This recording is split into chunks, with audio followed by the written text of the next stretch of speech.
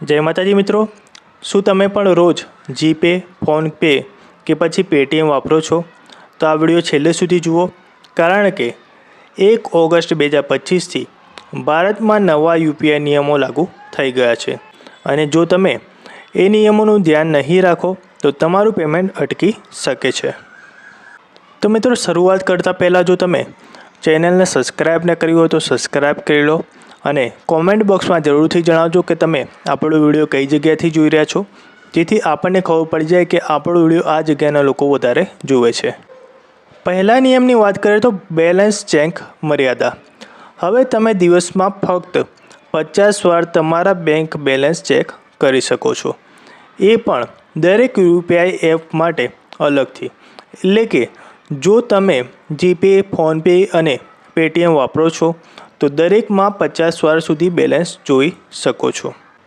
ત્યારબાદના નિયમની વાત કરીએ તો લિંક થયેલ ખાતાઓની તપાસ।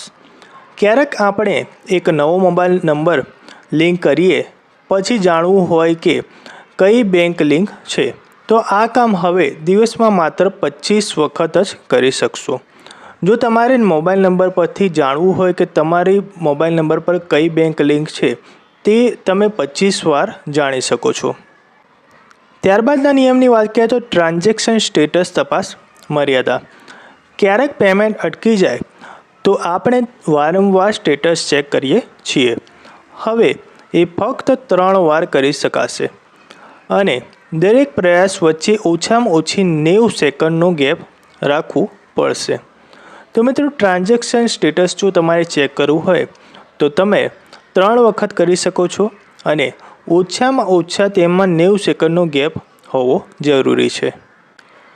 ત્યારબાદ ઓટો પે રિકરિંગ પેમેન્ટ। તમારું નેટફ્લિક્સ, ઈએમઆઈ કે પછી એસઆઈપી ઓટો પે છે તો હવે તે ફક્ત નિર્ધારિત ટાઈમ વિન્ડોમાં જ થઈ શકશે। એટલે કે સવારે 10 વાગ્યા પહેલાં, બપોરે 1 થી 5ની વચ્ચે અને રાતે 9:30 વાગ્યા પછી। આ સમય સિવાયના ઓટો પે નાવ રિજેક્ટ પણ થઈ શકે છે।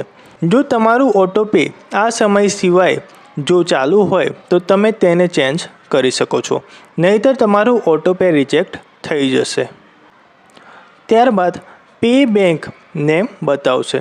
હવે જ્યારે તમે કોઈને પેમેન્ટ કરો છો ત્યારે હવે એ વ્યક્તિની બેંકનું નામ પણ તમને જોવા મળશે। એટલે કે સાચા વ્યક્તિને પેમેન્ટ કરો છો કે નથી કરતા તે તમે ખાતરી કરી શકો છો। ત્યારબાદ છેલ્લા નિયમની વાત કરીએ તો રિવર્સલ મર્યાદા। ખોટી પેમેન્ટમાં ધ્યાન રાખો।